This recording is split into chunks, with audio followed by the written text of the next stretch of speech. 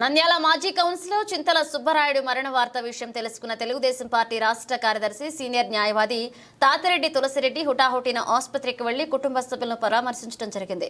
అయితే సుబ్బరాయుడు మృతదేహం అంత్యక్రియల వరకు అక్కడే ఉన్నారు. మరణాన్ని తులసిరెడ్డి ఎంతగానో సుబ్బరాయుడు ఆయన సాధారణ జీవనశైలిని అవలంబిస్తూ ప్రజల మధ్య జీవించాడు. ప్రతిరోజు సామాన్య ప్రజలతో తాతిరెడ్డి తులసిరెడ్డి ఆఫీస్ నందు అందరితో మాట్లాడుతూ ఆప్యాయతగా పలకరించేవారన్నారు. ఇక ఆయనకు దైవభక్తి కూడా ఎక్కువన్నారు. సందర్భానుసారంగా రామాయణం మహాభారతంలోని గాథలను విషయాలను వివరించేవారు. అదేవిధంగా పెద్దల బాలశిక్ష అనేక సామెతలతో చమత్కారంగా తన వాగ్దాటితో మాట్లాడేవారు. అందరినీ కూడా ఆకట్టుకునేవారు. అందరితో కూడా ఆప్యాయంగా మాట్లాడేవారు. ఎన్నికల ప్రచారంలో కూడా ఫరూక్ గెలుస్తాడు, తెలుగుదేశం పార్టీ అధికారంలోకి వస్తుంది, చాలా సందర్భాల్లో మీడియాతో మాట్లాడి చెప్పేవారు ఆయన. ఇక అదేవిధంగా నా మిత్రుడు మంత్రి అవుతాడు, ఖచ్చితంగా గెలుస్తాడు, పదే పదే చాలా సందర్భాల్లో కూడా ఎన్నికలు జరగక ముందు కూడా ఆయన అందరితో చెప్పేవారు. ఆయన మరణం తెలుగుదేశం పార్టీకి తీరని లోటు అని తెలిపారు.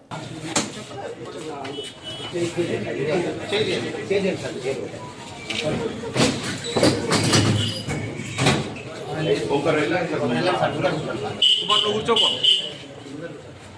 లైట్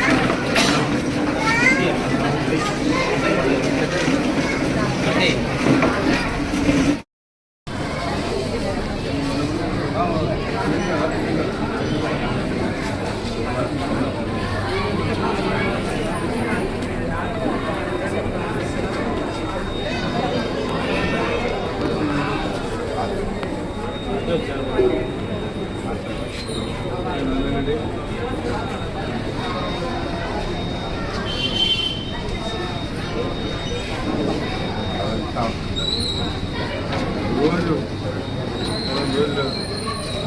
పొద్దున కూడా లేచిన అవసరం కూర్చోవాలంటే ఉదయం కూడా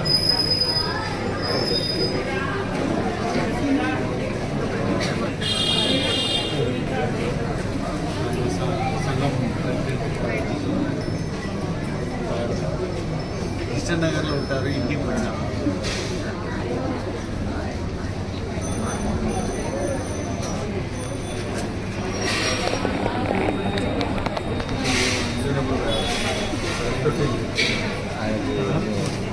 ఫస్ట్ టైం వచ్చిన స్ట్రోక్ ఎప్పుడు రాలేదు. అది కార్డియాటిక్ అరెస్ట్ అది కొంచెం షుగర్ అయితే పొటాషియం లెవెల్ కొంచెం లంగ్స్ ఇన్ఫెక్షన్ రెండు అటాక్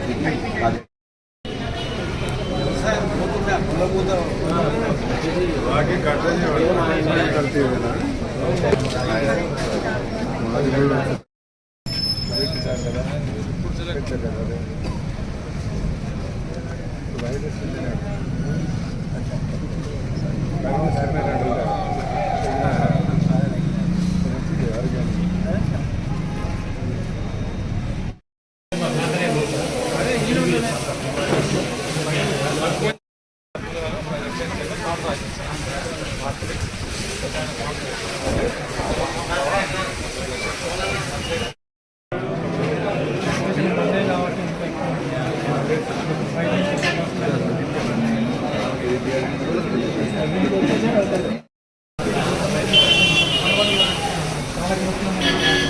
కాబట్టి 10 దాదాపు తెలియని వాళ్ళ నాన్న ఒక మాట ఇట్లా ట్రస్టీ కింద ల్యాండ్ చేస్తున్నారని ఏదో పోరాడుతున్నాడు.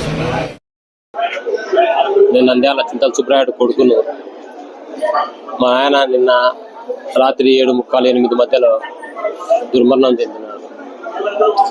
బాగా ఆరోగ్యంగా ఉండే, బాగా సాయంత్రం బండి వేసుకొని సొంతంగా తిరిగి వచ్చి ఇంటికి వచ్చి పానం బాలేదని దుర్మరణం చెందినాడు. తెలుగుదేశం పార్టీ గెలిచాలని చెప్పి తెలుగుదేశం పార్టీ కోసం ఛాలెంజ్ లేసి పార్టీ గెలిచి ఆనందాన్ని అనుభవించకుండానే పోయినాడు. అది మాకు మా నాయన ఆనందం చూడలేదని మాకు పెద్ద బాధగా ఉంది.